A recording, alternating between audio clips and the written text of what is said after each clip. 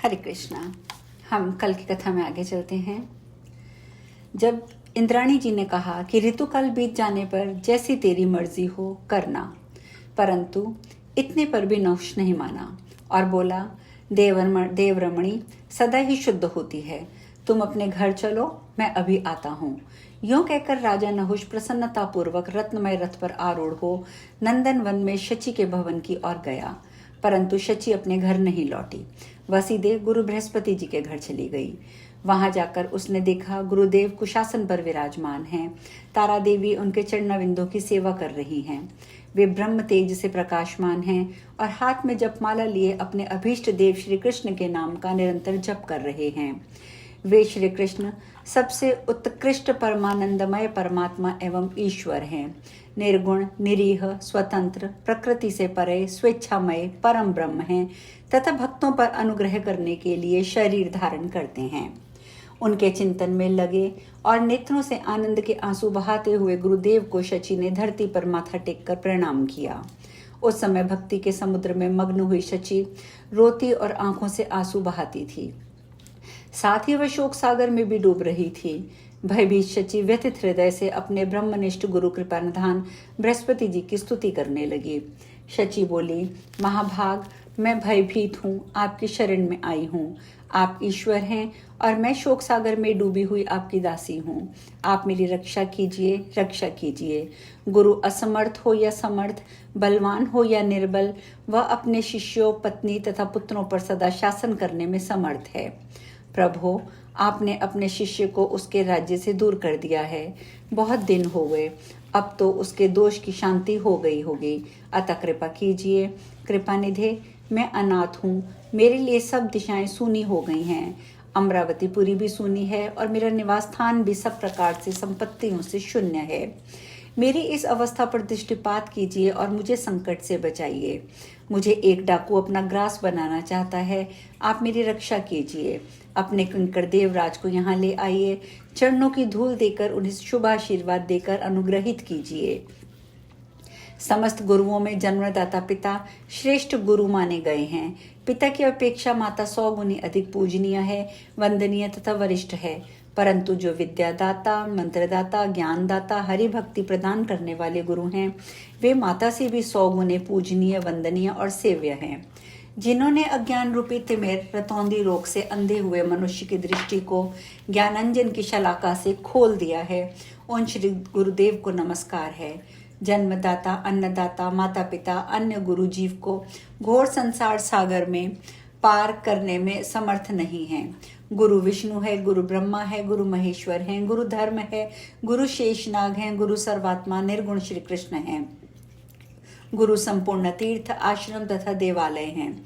गुरु संपूर्ण देव स्वरूप तथा साक्षात श्री हरि हैं। इष्ट देव के रुष्ट हो जाने पर गुरुदेव अपने शिष्य की रक्षा कर सकते हैं, किंतु गुरु के रुष्ट हो जाने पर इष्ट देव भी उसकी रक्षा नहीं कर सकते।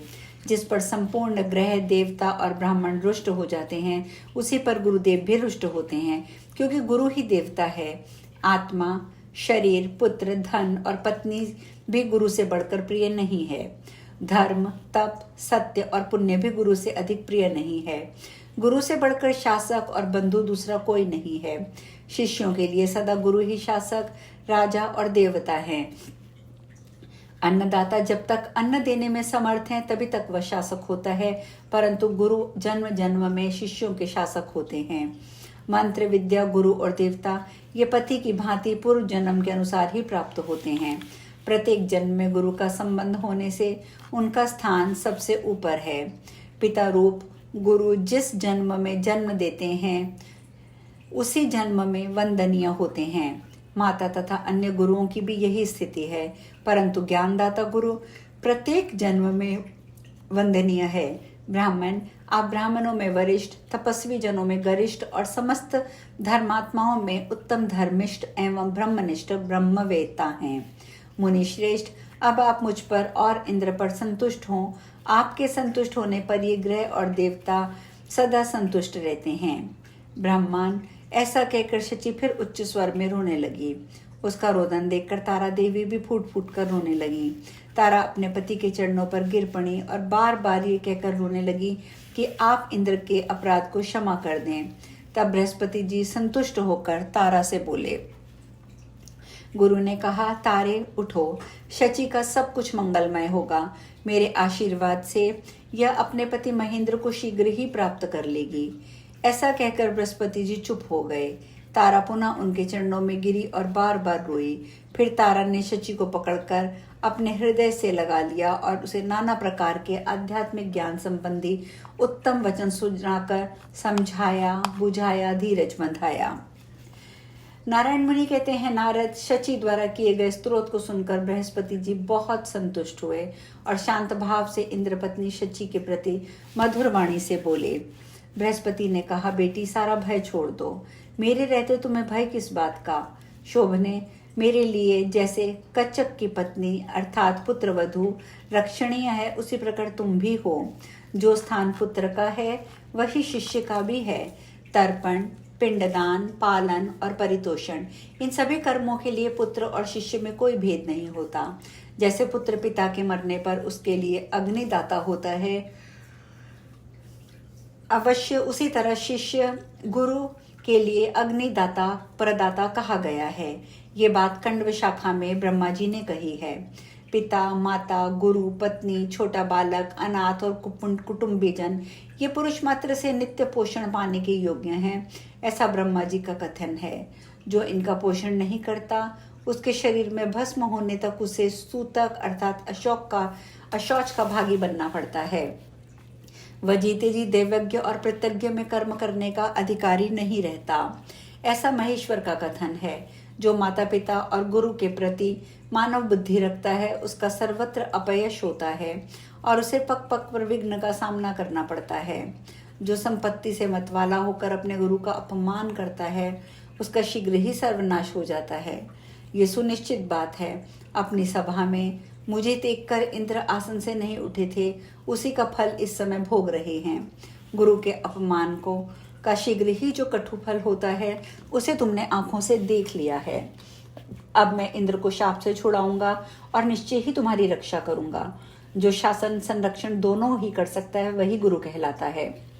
जो हृदय से शुद्ध है अर्थात जिसके हृदय में कलुषित भाव पैदा नहीं हुआ, उस नारी का सतीत्व नष्ट नहीं होता, परंतु जिसके मन में विकल्प है उसका धर्म नष्ट हो जाता है। पतिव्रते, तुम्हारा दुर्गा जी के समान प्रभाव बढ़ेगा। तुम्हारी प्रतिष्ठा यश लक्ष्मी जी के समान होगी। सौभाग्य और पति विषयक प्रेम श्री राधिका के समान होगा।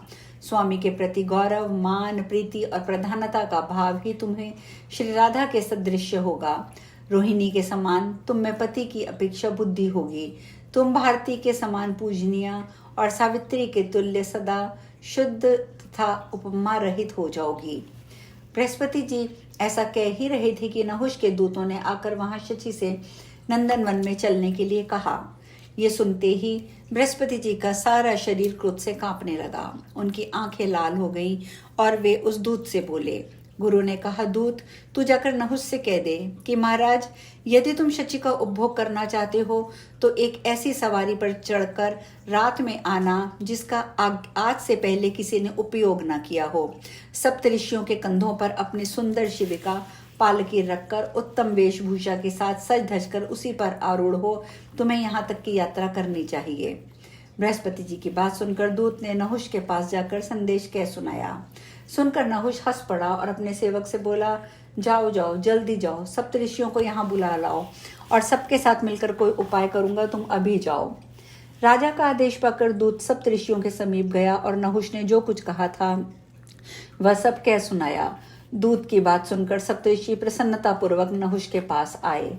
उन सबको आया देख राजा ने प्रणाम किया और आदर पूर्वक कहा, आप लोग ब्रह्मा जी के पुत्र हैं, ब्रह्म तेज से प्रकाशित हैं, सदा ब्रह्मा जी के समान ही भक्तवत्सल हैं, निरंतर भगवान नारायण की उपासना में लगे रहते हैं। शुद्ध सत्व ही आपका स्वरूप है। आप मोह और मात्सर्य से रहित हैं। दर्प और अहंकार आपको छू नहीं सकते हैं। आप सब लोग सदा भगवान नारायण के समान तेजस्वी और यशस्वी हैं। गुण, कृपा, प्रेम और वरदान सभी दृष्टियों में निश्चय ही आप श्री हरि के तुल्य हैं। ऐसा कहकर राजा उनके चरणों में प्रणाम करके स्तुति करने लगा। राजा को कातर हुआ देखकर वे परम हितैषी ऋषि उनसे बोले, बेटा, तुम्हारे मन में जो कुछ इच्छा है उसके अनुसार वर मांगो, हम सब कुछ देने में समर्थ हैं। हमारे लिए कुछ भी असाध्य नहीं है।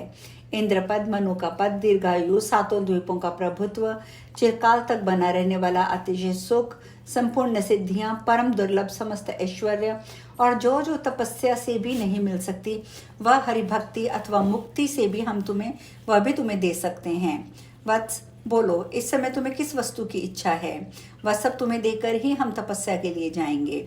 जो क्षण श्री कृष्ण की आराधना के बिना व्यतीत होता है वह लाख युगों के समान होता है। अर्थात श्री कृष्ण के भजन के बिना यदि एक क्षण भी व्यर्थ बीता तो समझना चाहिए कि हमारे 1,00,000 युग व्यतीत हो गए। जो दिन श्री हरि के ध्यान और सेवन से शून्य रह गया वह सबसे बड़ा दुर्दिन है। जो मनुष्य श्री हरि की सेवा छोड़कर किसी दूसरे विषय को पाने की इच्छा रखता है वह मनोवांछित अमृत को त्याग कर अपने ही विनाश के लिए मानो विष खाता है। ब्रह्मा, शिव, विष्णु, महाविष्णु, सूर्य, गणेश, सनकादि सब दिन रात प्रसन्नता पूर्वक जिन चरण कमलों का चिंतन करते हैं उन जन्म, मृत्यु और जरा रूप व्याधि को हर लाने वाले श्री कृष्ण में हम लोग अनुरक्त हैं। अब आगे ऋषि क्या कहते हैं और नहुष उन्हें क्या जवाब देते हैं ये चर्चा कल करेंगे। हरे कृष्णा।